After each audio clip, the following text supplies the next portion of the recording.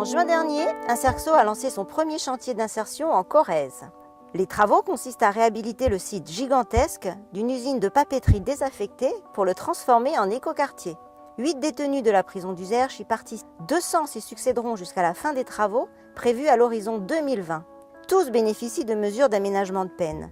Ils sont accueillis sur le chantier dans la journée et réintègrent le centre de détention après leur travail. C'est une longue histoire et une belle aventure. Quand en juin 2006, la papeterie a fermé, ça a été un choc terrible pour la ville. Il a donc fallu réinventer, recréer un projet qui correspondait aux besoins et aux problématiques du XXIe siècle. D'où l'idée de mettre en place un écoquartier basé sur la culture, du développement économique autour du tourisme et du bio et la formation professionnelle. Et quand sur sa commune, on a un centre de détention de 600 détenus, c'est une évidence pour un élu de se dire on va travailler avec ce public-là qui a droit à sa chance et qui doit, si possible, avoir une formation professionnelle qualifiante quand il va sortir de la prison.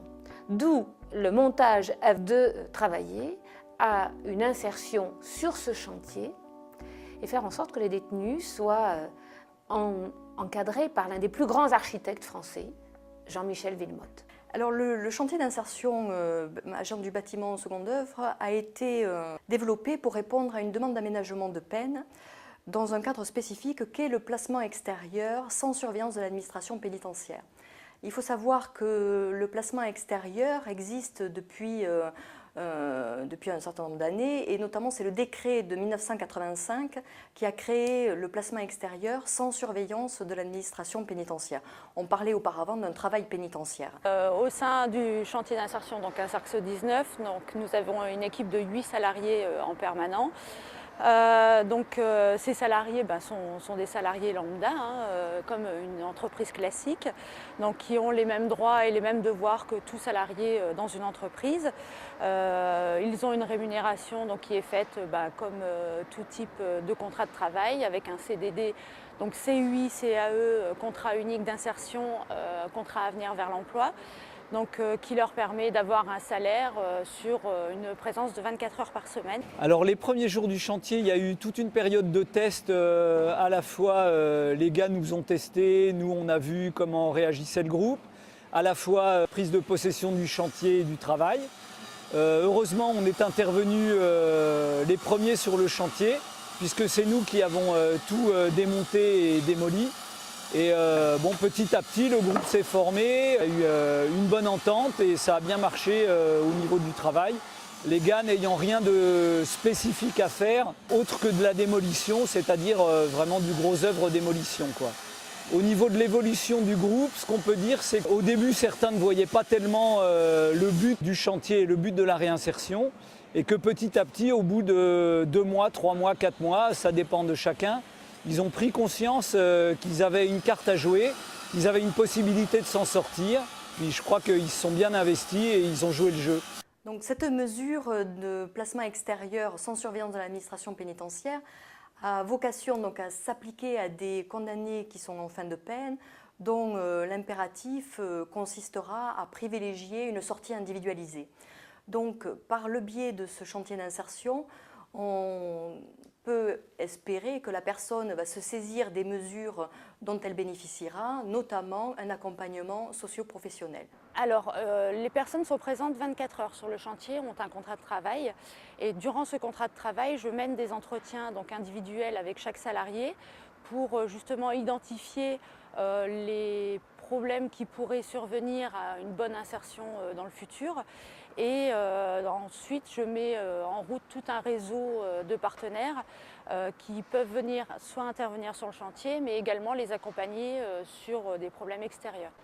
Donc moi tout d'abord je suis une personne de longue peine. Donc ça fait longtemps que je n'ai pas touché au monde du travail. Le monde du travail c'est quelque chose d'un peu abstrait pour moi. Donc ça m'a permis de pouvoir toucher à des matériaux que j'ai jamais touchés et à pouvoir acquérir une petite expérience pour mon futur, pour passer dans la vie active sans problème en fait. Alors en termes de placement, nous prévoyons un objectif de 70% d'emploi en fait, au terme du chantier. Ça peut être aussi bien des CDD et des CDI, mais nous avons également des personnes qui souhaitent s'orienter sur des formations qualifiantes, puisqu'elles n'ont aucune qualification. Intégrer aussi un centre de formation pour pouvoir se qualifier à la suite pour pouvoir trouver un emploi ou intégrer directement une entreprise si la personne a déjà des compétences dans le domaine. Dans le travail en lui-même, j'ai appris à être plus social peut-être.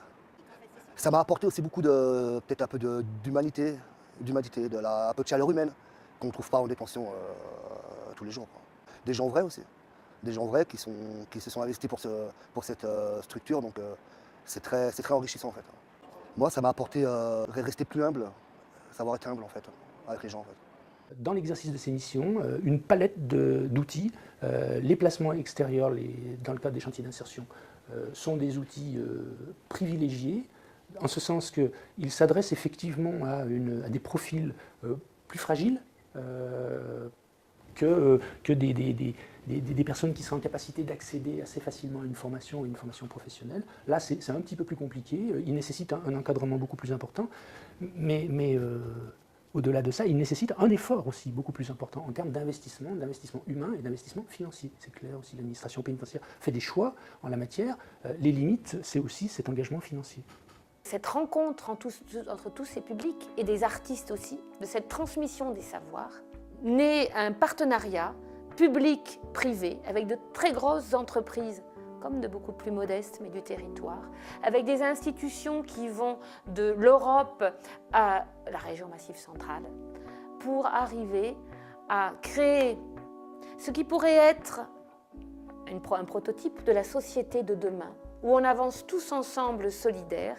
Et je crois que c'est une des propositions qui a été proposée à notre ministre, Madame Taubira, dans sa réflexion sur la nouvelle politique d'aménagement des peines, qui l'intéresse beaucoup, et c'est dans ce sens-là qu'on veut aller.